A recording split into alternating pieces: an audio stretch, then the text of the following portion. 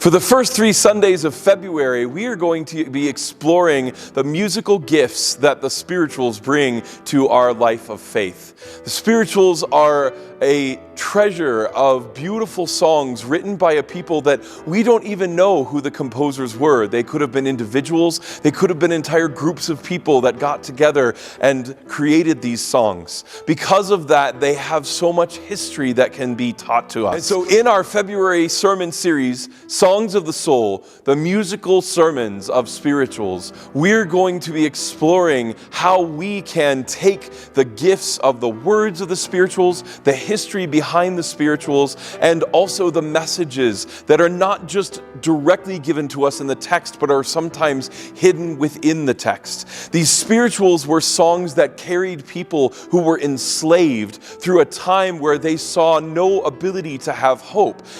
And yet, the people who were enslaving them were also introducing them to the Christian faith. They thought that it was a way that they could use to hold them down. But in this introduction to the Christian faith, they heard over and over again in the stories of the Bible, enslaved people who continued to be liberated. And so because of that, they found hope in this music. They also used this music as part of the Underground Railroad, a system that allowed them to move towards freedom. And finally, they used them to give each other hope, to work together, and to be community with one another, even in the hardest of times, where sometimes they didn't think they would truly see freedom until their death.